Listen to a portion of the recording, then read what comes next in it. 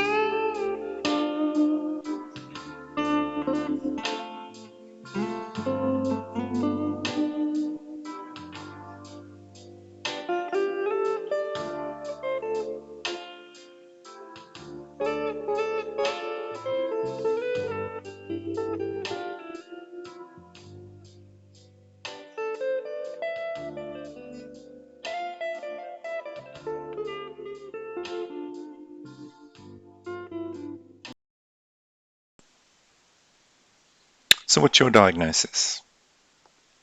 The features we saw were a lot of dispersed cells, but also quite little loose groups of cells. There was definitely some more cohesive chains of cells with molding of nuclei around each other like this in a sort of vertebral column fashion.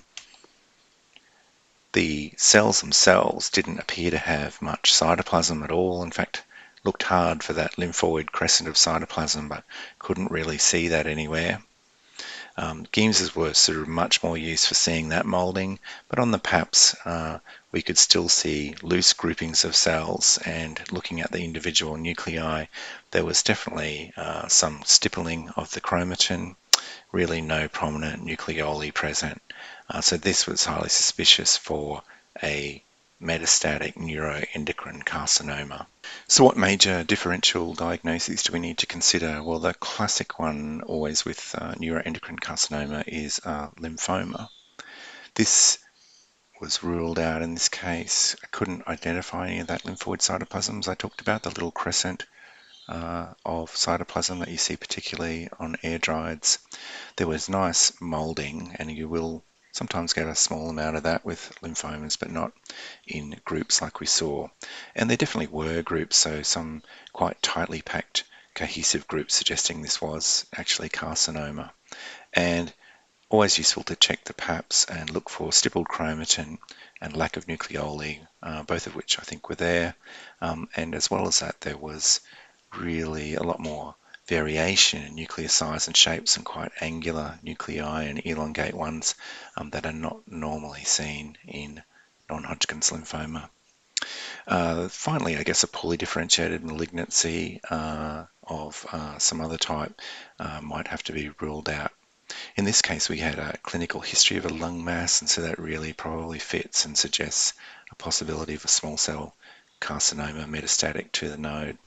We actually did immunohistochemistry on the cell block, and it was confirmed to be epithelial with positive cytokeratins, and as well as that, the neuroendocrine markers, CD56 and chromogranin were positive, synaptophysin was equivocal, and the TTF1 was positive, so it was suggested this was possibly a small cell carcinoma of lung.